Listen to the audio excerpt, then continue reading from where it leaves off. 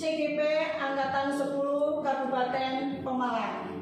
Hari ini saya tidak sendiri, saya ditemani oleh Bapak Yuwono SPD. Beliau adalah Kepala SMK Negeri 1 Ranudongkal. Selamat pagi Bapak. Pagi. Bagaimana kabarnya Bapak hari ini? Alhamdulillah, ini sehat dan bahagia. Sehat, Alhamdulillah. Semoga kita selalu sehat ya Bapak. Nah, dalam kesempatan kali ini saya akan mengajukan beberapa pertanyaan Bapak. Ini berkaitan dengan tugas CGP di modul 3.1, yaitu tentang pengambilan keputusan. Nah, ada beberapa pertanyaan yang saya ajukan kepada Bapak. Yang pertama, selama ini bagaimana Bapak dapat mengidentifikasi kasus-kasus yang merupakan dilema etika atau rujukan moral? Terima kasih untuk sebelum masuk menjawab yang dimaksud dengan dilema etika atau rujukan moral itu yang seperti apa sih nanti saya bisa. Oh iya, yang dilema etika itu adalah pengambilan keputusan, di mana pengambilan keputusan itu kita memang benar-benar harus memilih yang di mana pengambilan itu yang baik, antara yang baik dan baik. Kemudian baik itu nanti didampingi oleh rasa kasihan dan sebagainya, seperti itu Bapak. Terima kasih untuk hal-hal seperti itu. Pengambilan keputusan ini kan tentunya berawal dari adanya sesuatu yang perlu harus dipecahkan dalam tanda kutip pada sebuah permasalahan yang muncul dari berbagai bidang. Nah, munculnya permasalahan ini kadang-kadang tidak langsung diketahui oleh kepala sekolah, tetapi biasanya kan di masing-masing bidang ada pembagian tugas di masing-masing bidang, sehingga kalau di situ ada permasalahan, ya harapan saya permasalahan itu sampai di kepala sekolah, sehingga kemudian kepala sekolah bisa mengambil langkah-langkah. Tentunya langkah-langkah tersebut diawali dengan identifikasi permasalahan. Apa itu permasalahannya, apa itu penyebabnya, faktor-faktor yang mempengaruhi apa saja, sehingga dari hasil identifikasi permasalahan tersebut kita bisa menganalisis. Baik Bapak, berarti ketika Pak Yuwono itu akan mengambil keputusan, berarti yang awal pertama kali Bapak lakukan adalah mengidentifikasi seberapa jauh atau seberapa pentingnya permasalahan tersebut untuk segera diselesaikan. Seperti itu ya Bapak. Lanjut ke pertanyaan kedua Bapak. Selama ini bagaimana Bapak menjalankan pengambilan keputusan di sekolah Bapak, terutama untuk kasus-kasus di mana di situ ada dua kepentingan yang memang benar sama-sama benar atau sama-sama mengandung nilai kebajikan. Nah, ini kan berarti sama-sama penting, sama-sama urgent. Nah, itu bagaimana jenengan ketika mengambil keputusan? Yang pertama, ketika kita mendapati permasalahan yang dalam tanda kutip mempunyai tingkat yang berimbang, ada beberapa hal yang saya pertimbangkan. Yang pertama adalah efek dari putusan tersebut, apakah nanti bisa dapat menimbulkan permasalahan baru atau tidak. Nah, kemudian yang kedua adalah dari segi kemanfaatannya. Nah, apakah itu bermanfaat, manfaat yang positif bagi seluruh warga sekolah. Tentunya ini semuanya kita gali dari berbagai macam sumber yang ada di sekolah, sehingga diharapkan hasil keputusan itu sudah merepresentasikan kebutuhan sesuai dengan kondisi yang ada, mewakili untuk seluruh warga sekolah. Terima kasih Bapak. Berarti ketika pengambilan keputusan yang sama-sama benar, yang sama-sama mengandung nilai kebijakan, Bapak Yuwono itu lebih memilih dari segi manfaat gitu ya. Berarti yang diutamakan manfaat yang lebih besar itu yang mana, itu yang akan ditempuh oleh Bapak Yuwono. Terima kasih Bapak. Kemudian pertanyaan yang ketiga, langkah-langkah atau prosedur seperti apa yang bisa Bapak lakukan selama ini? Yang pertama tentunya diawali dari identifikasi permasalahan, tentunya berasal dari masing-masing bidang. kemudian kita kumpulkan, kita cari masing-masing, kemudian setelah itu kita diskusikan, kita koordinasikan, sehingga setelah kita lakukan koordinasi nanti bisa kita analisis, kita bisa ambil kesimpulan. Nah, setelah itu baru kita nanti sosialisasikan, kemudian kita implementasikan nanti. Terus setelah itu kita lakukan evaluasi lagi apakah itu masih ada perbaikan-perbaikan untuk ke depan, sehingga semuanya akan menjadi lebih baik lagi. Oke, terima kasih Bapak, sangat luar biasa jawabannya. Jadi Pak Yono selalu untuk update bagaimana kedepannya agar lebih baik dan lebih baik lagi seperti itu. Oke, kita lanjut ke pertanyaan keempat Bapak. Hal-hal apa saja yang selama ini Bapak anggap efektif dalam pengambilan keputusan pada kasus-kasus dilema etika? Atau mungkin di dalam dilema etika ini ada permasalahan dari sekolah atau guru atau karyawan yang mungkin sudah Bapak lakukan untuk pemecahan masalahnya? Ya, jadi kalau menurut saya hal yang paling efektif itu adalah kita memanusiakan manusia, sehingga semua manusia punya permasalahan. Kalau mereka kita ajak bersama dengan diskusi yang dalam tanda kutip diskusi itu tentunya dalam kondisi yang informal, bahkan lebih mudah untuk menggali permasalahan yang ada di seseorang, sehingga dari itu kita bisa setelah dari beberapa aspek kita peroleh, maka kita akan mendapatkan benang merahnya untuk mengambil keputusan. Ya, tadi intinya dari Pak Yono sendiri itu kuncinya adalah memanusiakan manusia atau memanusiakan seseorang gitu ya. Jadi ketika kita sudah bisa memanusiakan seseorang, secara otomatis kita dapat menarik benang merah untuk penyelesaian masalah tersebut. Karena ketika kita memanusiakan, secara otomatis kita juga bisa menyatu dengan orang tersebut ya, lebih komunikasinya lebih efektif ya. Terima kasih Bapak. Kita lanjut ke pertanyaan ke-6. Nah ini, apakah Bapak memiliki sebuah tata kala atau jadwal tertentu dalam menyelesaikan kasus, dan kemudian apakah Bapak itu langsung menyelesaikan di tempat atau memiliki sebuah jadwal untuk menyelesaikannya dalam bentuk prosedur seperti apa? Mohon dijelaskan. Terima kasih untuk mengidentifikasi permasalahan yang ada, kemudian solusi apa yang harus kita pecahkan. Itu di saya terutama itu ada mekanisme yang pertama itu rapat koordinasi antar bidang yang itu sudah terjadwal dari kegiatan tersebut. Itu bisa kita rencanakan, kemudian bisa kita laksanakan, kemudian juga nanti bisa kita evaluasi, karena ini adalah mekanisme rutin, sehingga semuanya bisa kita lakukan mulai dari perencanaan, pelaksanaan sampai dengan evaluasi, sehingga nanti ke depan itu diharapkan kegiatan-kegiatan yang lanjutannya atau kegiatan yang sama bisa berjalan lebih baik lagi, kemudian bisa bermanfaat bagi warga sekolah.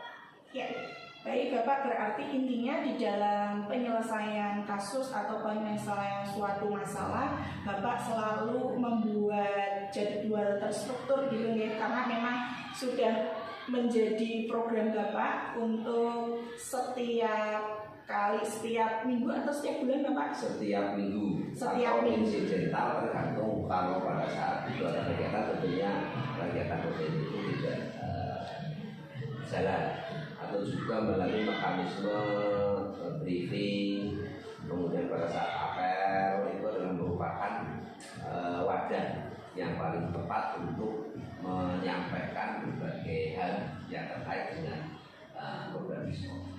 Ya, baik, berarti itu bisa dilewatkan dengan apel atau rapat-rapat koordinasi gitu ya Bapak. Nah, ini selanjutnya ketika sudah dijadwalkan tadi juga Bapak sudah menyampaikan itu tergantung dari permasalahan. Kalau itu permasalahannya memang urgent dan pada saat itu memang harus diselesaikan, berarti sudah tidak melihat jadwal lagi gitu ya Pak. Ya, baik, terima kasih. Selanjutnya kita lanjut ke pertanyaan. Dari semua hal yang telah disampaikan, pembelajaran apa yang dapat Bapak petik dari pengalaman Bapak ketika mengambil keputusan di lima etika? Yang pertama tadi kita harus bisa memahami seluruh permasalahan yang ada di sekolah. Kemudian yang kedua, kita berusaha untuk mencoba memposisikan kita kepada orang yang sedang masuk dalam permasalahan tersebut. Jadi kita bisa menimbang dari berbagai macam sisi. Kemudian yang kedua, kita memberi informasi dari berbagai sumber sehingga nanti kita bisa melihat permasalahan yang ada, apalagi kalau itu barangkali permasalahan itu melibatkan dua kepentingan dua kelompok, ya kita harus bisa mendengarkan, mengakomodir semua kepentingan yang ada di dua tersebut. Nah, harapannya bisa menjadi mediator lah untuk menjembatani dua permasalahan yang berarti intinya pembelajaran yang dapat Bapak ambil yang pertama itu dengan adanya kasus-kasus yang sudah dapat diselesaikan itu kita semakin lebih lebih bijak lagi dalam mengambil sebuah keputusan, di mana keputusan itu merupakan permasalahan dari dua kelompok yang berbeda, mungkin sama-sama benar atau satu benar tetapi ada permasalahan lain yang akan ditimbulkan. Berarti dalam hal ini menjadikan Pak Yono lebih bijak lagi dalam mengambil keputusan. Seperti itu ya Pak untuk pengalaman atau pembelajaran yang dapat panjenengan ambil seperti itu. Oke, berarti kita cukupkan pertanyaan di pagi hari ini Bapak. Saya mengucapkan terima kasih. Mudah-mudahan apa yang disampaikan oleh Bapak dapat menjadi pembelajaran bagi kami, di mana kami juga di dalam CGP ini belajar untuk mengambil sebuah keputusan. Seperti itu Bapak. Terima kasih atas waktunya. Saya pamit. Assalamualaikum Bapak.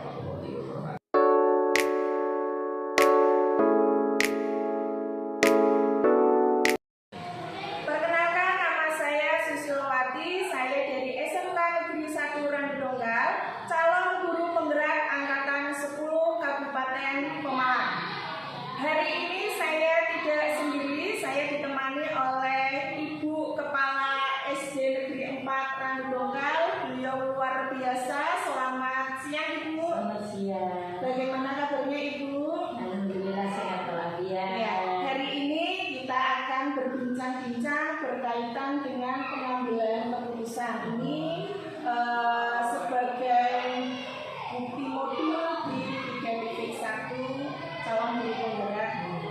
Nah, untuk pada siang hari ini saya akan memberikan beberapa pertanyaan kepada Ibu. Nanti Ibu berkenan untuk menjawab pertanyaan-pertanyaan dari saya.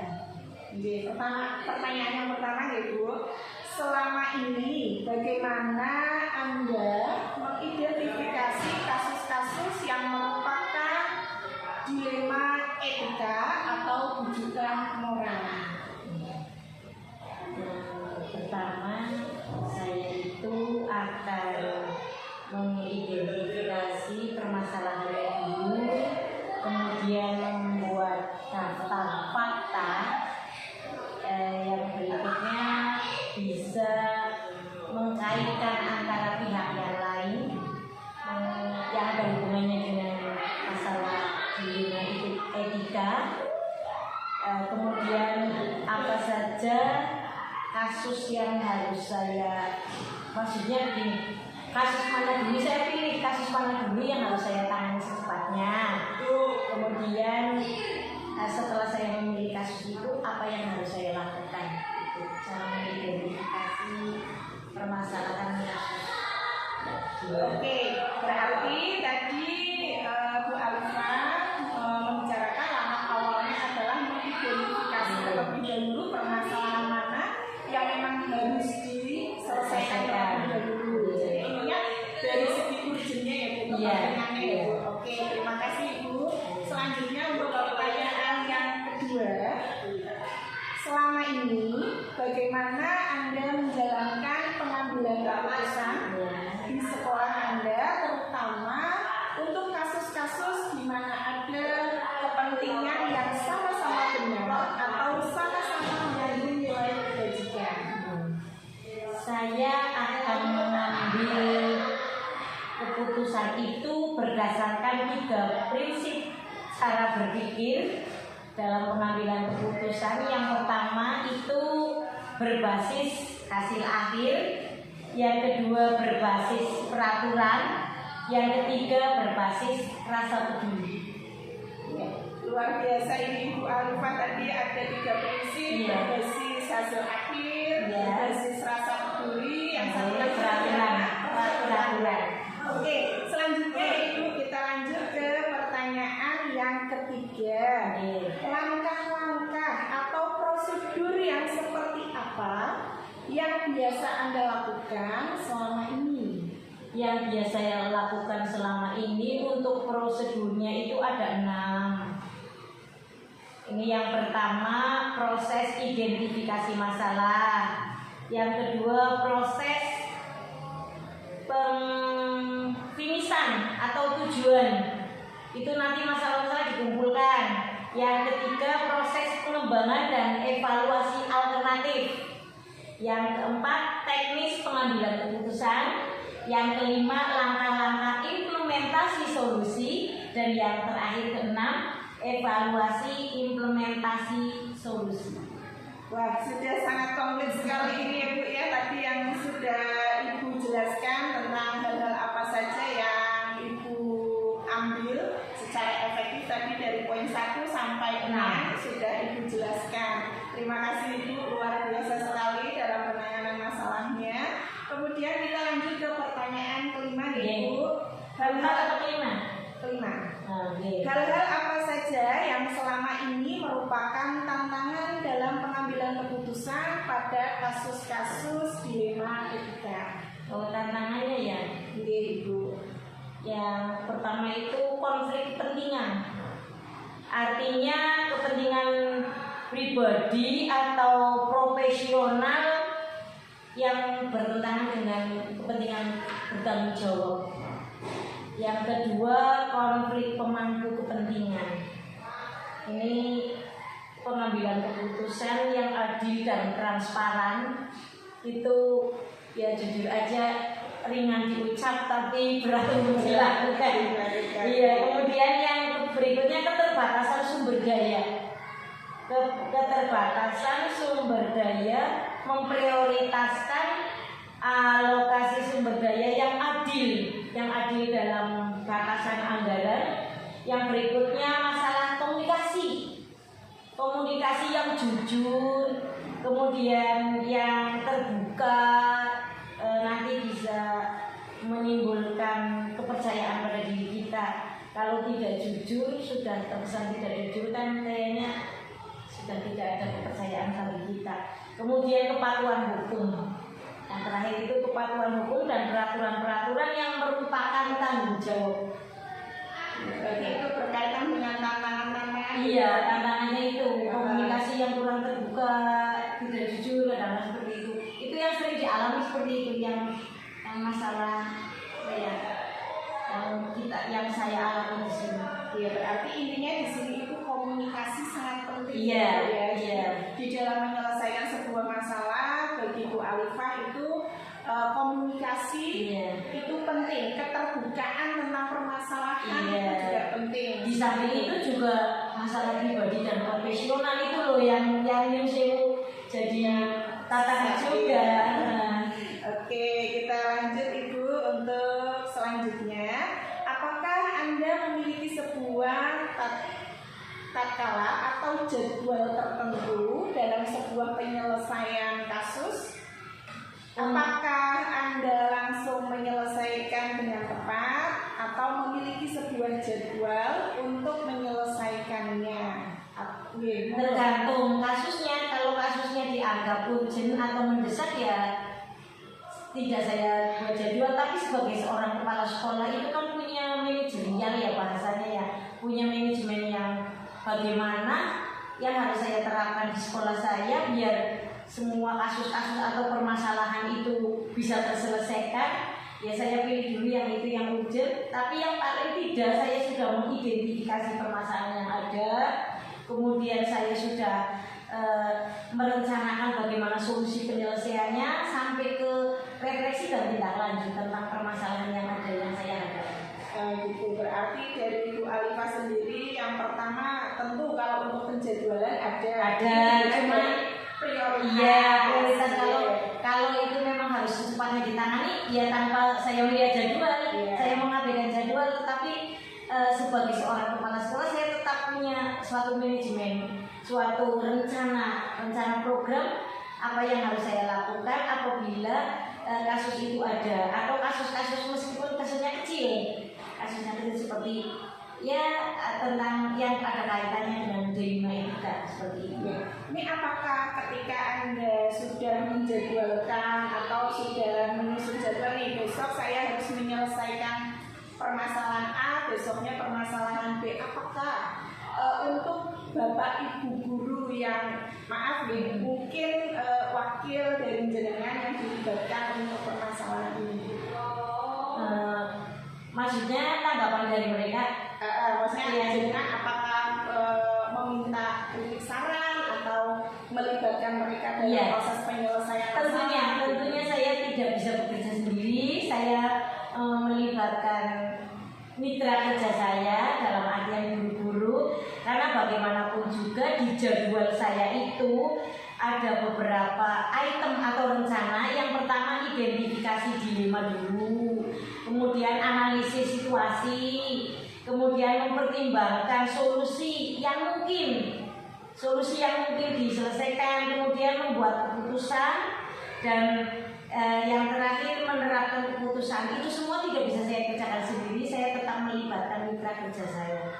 Baik, terima kasih Ibu. Berarti intinya selain tadi menjadwalkan, kemudian melibatkan rekan kerja yang mungkin dalam tanda kutip sebagai wakil atau sebagai orang yang bisa diajak sharing gitu ya. Terus yang selanjutnya juga melihat dari segi-segi yang lain seperti itu ya Bu, supaya permasalahan itu lebih bisa tersolusi dengan baik.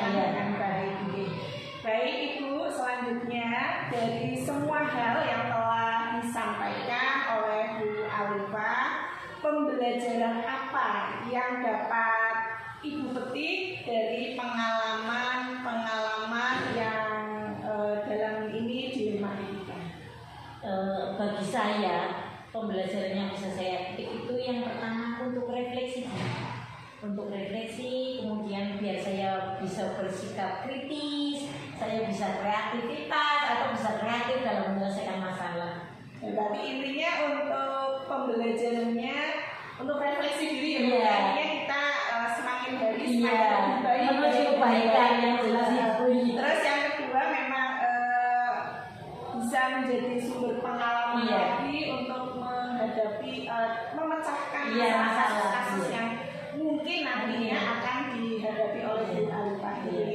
Nah, dari serangkaian misalnya permasalahan yang ada, adakah kasus-kasus yang memang tidak cukup nih diselesaikan oleh Bu Alifa sendiri? Ya, ada. Bahkan boleh dikatakan tidak sedikit, karena kita itu menghadapi manusia benda hidup ya, bukan benda mati ya, anak ya. Yang saya hadapi anak itu banyak sekali. Misal kasus pembulian itu kan saya di samping saya itu memberi bekal kepada guru, juga saya istilahnya memberangkat ke guru untuk mengikuti sosialisasi bagaimana sih cara menghadapi pembulian terhadap anak itu, saya juga istilahnya menyelesaikan dengan orang tua dan dengan pihak yang berwajib, dalam hal ini polisian.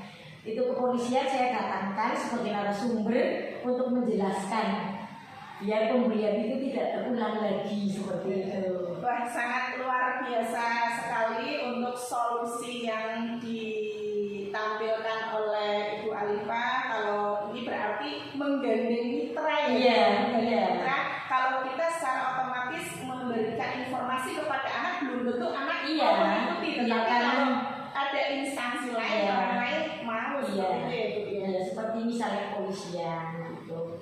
Nah, kayak kemarin kan dari puskesmas, misalnya ya, dari puskesmas juga SD kami mengadakan MOU dengan puskesmas, itu banyak sekali manfaatnya. Ada tentang bagaimana cara cuci tangan yang baik, bagaimana cara pencegahan kanker serviks, bagaimana cara menghadapi penyakit polio begitu dan lain sebagainya. Di samping dulunya saya berangkatkan untuk mengikuti webinar sosialisasi tentang itu, juga petugas dari puskesmas saya datangkan ke sini, orang tua wali murid saya panggil, saya kumpulkan.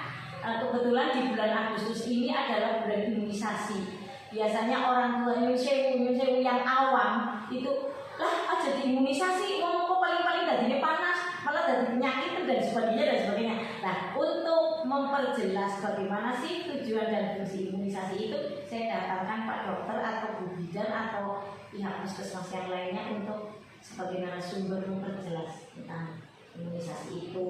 Di samping dari kepolisian tadi yang tentang pembulian itu. Baik, terima kasih Ibu. Ini saya sudah berbincang-bincang panjang lebar berkaitan dengan cara penanganan masalah di diri Ibu Alifa dan mungkin juga di SD Negeri 4 Walidongkal. Terima kasih sudah berbagi dengan kami. Kami dapat memetik manfaatnya.